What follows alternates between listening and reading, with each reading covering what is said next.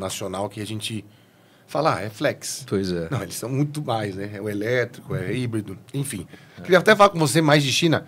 Vamos lá. Porque eu fui para lá e você fez essa comparação com a Alemanha e foi a mesma coisa que eu fiz.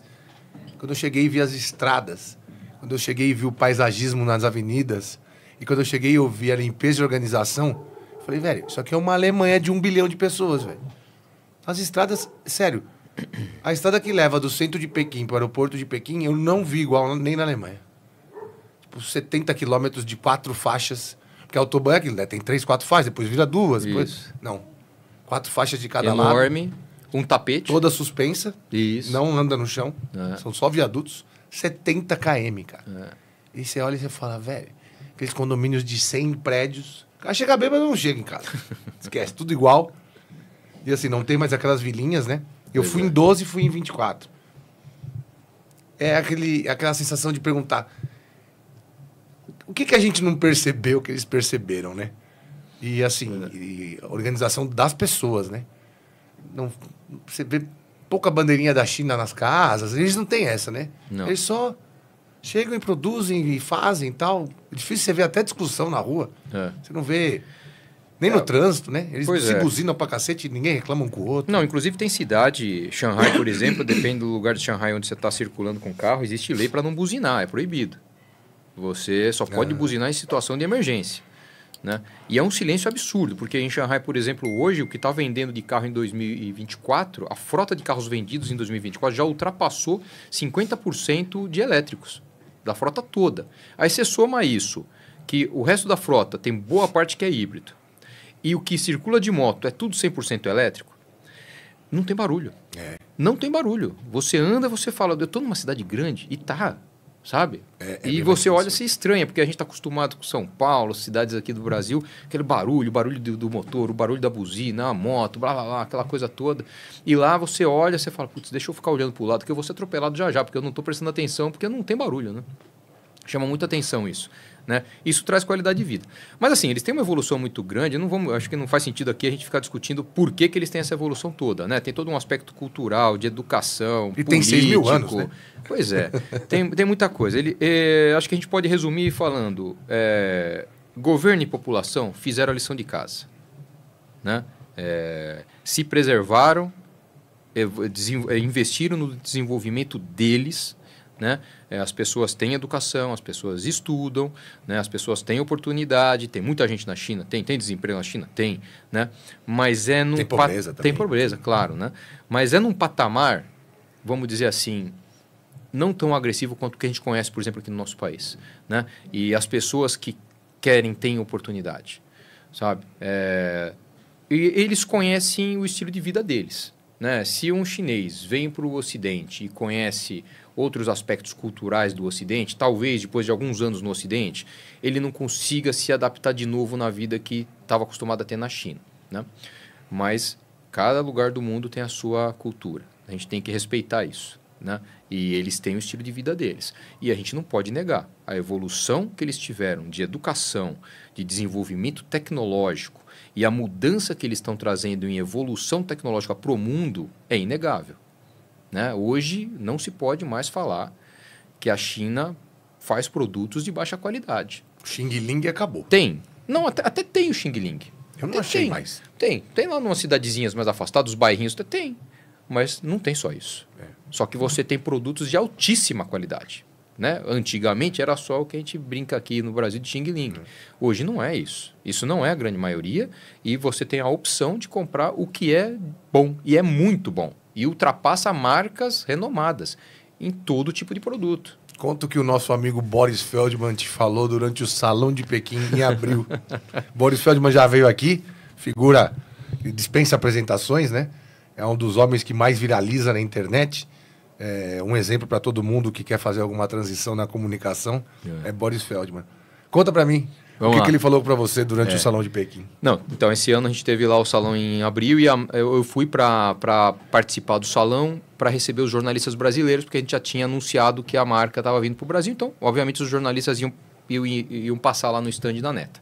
Então, estava eu lá no stand da Neta e aí, de repente, chega o Boris. Ouvi falar que você está nessa marca agora, vim conversar com você aqui, tal. E a gente bateu lá um papo de 5 minutos e aí de repente ele começou a comentar que ele estava rodando pela feira toda, lá o salão de Pequim, e que ele tinha feito ele tomou uma decisão errada na maneira como ele decidiu visitar o stand.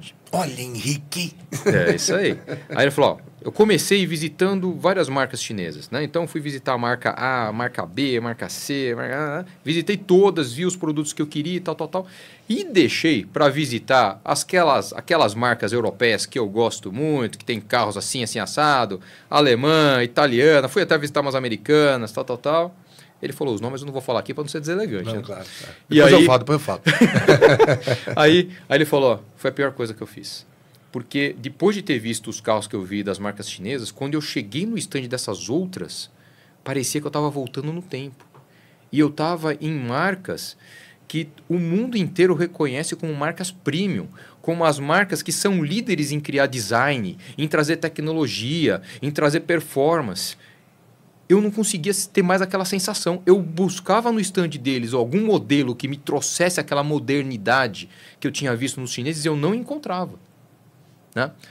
Então, quando eu vi isso do Boris, e o Boris é um cara que eu considero demais, né? Porque, referência, né? Nós sabemos quem é o Boris no setor automotivo hoje no Brasil. Eu falei, aquilo que eu sinto, aquilo que eu vejo, está sendo comprovado pela boca de um dos maiores experts de automotiva no Brasil, né? de automóvel no Brasil. E era isso mesmo. Né? Tem marcas que lançaram há pouco tempo atrás, lá na China, estão trazendo umas naves espaciais com um design sobrenatural interno e externo, com nível de conteúdo, com nível de acabamento, a qualidade dos materiais que o pessoal usa nos carros, né? O nível de montagem, a qualidade de montagem, né? É uma coisa que surpreende. Sabe? Eu trabalhei em empresa alemã, voltando aqui um pouquinho para a história da Volkswagen, né? Um dos testes que o alemão adora fazer é abrir a porta do carro e bater a porta do carro, né? Para ver quão suave é na hora de fechar, mas ao mesmo tempo que ela bate suave, ela tem que bater com robustez, né? Tem que ser aquela porta que no barulho mostra que é uma porta forte, né? É a porta do classe G. É isso aí. Né? Mas você sente que ela tem um peso, ela tem uma robustez, né? Tal, né? E lá, no passado, os carros chineses, você fazia esse teste da porta, o carro tremia, né? Pega a porta de um carro chinês hoje, de qualquer marca, e bate a porta desse carro. Você vai ver a suavidade e a robustez que ela tem. Coisa que não tinha. Né? Você olha o nível de acabamento, você olha coisas que a gente vê em marcas tradicionais hoje, que o pessoal, você abre o capô do carro, não tem pintura por dentro do capô mais, no cofre do motor, no porta-malas. Tá no Prime, às vezes. Tá no Prime, né? Ou senão não tem nem verniz, aquela pintura áspera, aparece canto com solda, ponto de solda, parafuso aparente. Tenta achar isso num carro chinês hoje. Tenta. Vê o nível do acabamento. Vê o nível de ruído que o carro tem por dentro. Né? Então, assim, eles evoluíram. Eles fizeram a lição de casa. Eles trabalharam muito. Né? E por mais interessante que seja, né? Esse grande salto da indústria chinesa no setor automotivo aconteceu de antes para depois da pandemia. O que nos leva a pensar que durante a pandemia, ainda assim, eles estavam desenvolvendo. Porque eles saíram da pandemia com um monte de marcas surgindo, com carros elétricos, com carros com design fenomenal, que não existiam antes da pandemia. E lá fechou tudo também, você lembra, né? Sim. Né? Ou será que eles já estavam fazendo e falaram assim, ou se não vamos fecharam, ter que lançar. Ou se não os caras que estavam lá no desenvolvimento, na hora que deu a pandemia, fecha, tá todo mundo fechado aqui, fica na fábrica, vai morar aqui agora. Não sei o que aconteceu. Só sei que acabou a pandemia, teve essa invasão de marcas chinesas aparecendo. Na China, hoje a gente tem mais de 150 marcas. Eu tava vendo no salão de Pequim lá, que eles estavam comentando 145, mas do salão para cá já apareceram mais marcas. Mais marcas. Então, você imagina o que é isso? Você consegue imaginar? Se você parar para contar hoje o que nós conhecemos aqui no Brasil, sabe? Talvez você chegue perto aí de umas 30. Talvez. Acho que não chega nem a isso. Das mais conhecidas, acho que não... Entendeu? Você vai para lá e você imagina 150 marcas de carro. Cada marca com a sua quantidade de modelos e versões. Né? Então, é muito comum você andar na China e você não identificar certas marcas de carro. Modelos, então, nem se fala. Né? E modelos muito novos, carros que chamam muita atenção. Né? Muito interessante. É um país que, para o brasileiro, vale a pena visitar para a gente realmente ter uma noção de como que existem culturas que são muito diferentes das nossas, mas que tem hoje esse desenvolvimento acelerado. a oriental é assim, né? Então teve o japonês, teve o coreano, agora tem o chinês, né? E o chinês é uma avalanche. E o chinês, ele está sendo muito rápido, mais rápido que os outros, porque tem mais gente também. É a condição natural da evolução, né? Só que com muito mais gente. Então imagina o poderio que eles não têm. E uma coisa que me deixou assim espantado e feliz, porque eu fui em 2012. Em 2012 você ainda vinha alguém pedindo na rua, criança meio ali, sem... Não criança de rua, mas com os pais ali numa situação mais crítica e tal. Eu fui agora, não vi nenhuma... Dia de semana você não vê criança na rua. Você passa perto de escola. Mas assim, o pátio da escola deve ter umas 1.700 crianças. A gente passou de ônibus num intervalo de uma escola lá. Impressionante. Aí eu fui atrás de saber. Crianças até 14 anos, 9 horas por dia na escola. E acima disso, se morar mais de 50 quilômetros, 60 quilômetros, algumas podem dormir. Na parte que a gente chamava de colegial, na nossa época. Mora e dorme na escola, vai ver os pais no fim de semana. É uma massificação da educação de ponta que acho que nenhum país conseguiu fazer dessa maneira até hoje. Pois é. Nem os grandes Alemanha, Estados Unidos, enfim. E outra coisa, a gente vê com aquela coisa de que a mão de obra é barata, eles são, não sei o quê, são escravos e tal. Cara, a gente foi numa fábrica da Zicker lá, o salário inicial era $1.280. Então você faz a conta e fala, cara, eu ganhava inicial em Hangzhou. R$6.700. E também, se fosse de longe, tinha a possibilidade de morar lá perto, que eles têm os prédios da Geely, lá na cidade, mobiliados. É isso aí. E com desconto mínimo para o cara morar lá. É muito comum lá. A indústria, a grande indústria, dá muitas vezes até hospedagem para os funcionários para realmente... Eles otimizam a produção o máximo que eles podem. Ter o funcionário por perto, bem descansado, tá tratado ali, tá... Ótimo, a produção vai ser mais eficiente e acabou. Está todo mundo feliz e vamos produzir, né? Talvez na nossa cultura, o tanto de horas que eles trabalham por semana, a maneira como eles trabalham, na nossa cultura não caiba, né? Mas na deles cabe.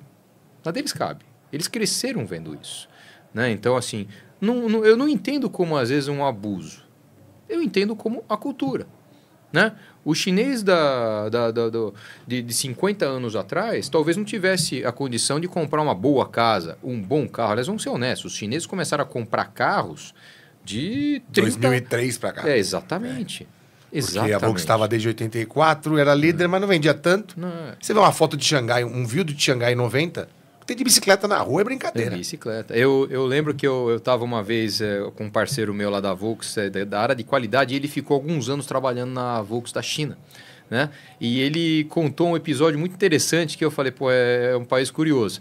Ele disse que estava num concessionário e que, de repente, já estava num momento que os chineses estavam tendo mais poder aquisitivo e estavam comprando o carro, e o mercado chinês estava explodindo de volume. Porque, por exemplo, quando eu entrei na Volkswagen, a China não era o maior mercado do grupo Volkswagen no mundo, né? E poucos anos depois ultrapassou a Alemanha. O maior sempre foi a Alemanha. E de repente, pumba, passou a Alemanha e disparou a crescer de volume de vendas, né? E se tornou um dos maiores mercados para a marca, né? E ele estava lá e ele falou, estava num concessionário e eu vi uma cena inédita. Eu vi um chinês, muito simples, tá com um pouco dente na boca, né? Meio cabeludo, tal. Chegou numa bicicleta de chinelo, comprou um Passat, colocou a bicicleta dentro do carro e foi embora com o carro. Eu vi isso, ninguém me contou. Então, assim... Essa é a transformação maior. Transformação. Isso aí é loucura. Você entendeu? Eu lembro que quando eu entrei na Chery, conversando com os meus parceiros chineses, eles falavam que muitos deles tinham pouca experiência até na direção de carro. Porque para eles a vivência no setor automotivo e dirigindo o carro não era muito grande. Eles falavam, nossa, os brasileiros dirigem muito bem. Eu falei, por que você fala isso? Vocês têm tanto carro lá. Então, mas a gente dirige há poucos anos. Por isso tem muito long wheelbase, Eu tinha amigo meu da Chery chinês que só dirigia carro automático, ele não conseguia dirigir um carro manual, ele não tinha experiência para aquilo. Você entendeu? Falando em Volkswagen, o Santana tinha long wheelbase porque muitos dos clientes só iam atrás. Né? A gente estava descontinuando o Santana no Brasil, lá na China estava fabricando o quadrado comprido, eu lembro. O Santana mais arredondadinho e arredondadinho long wheelbase. Era isso aí. E a gente estava matando o Santana no Brasil. E o Santana era o que mais vendia lá nessa época. Não, e muito táxi long wheelbase do quadrado.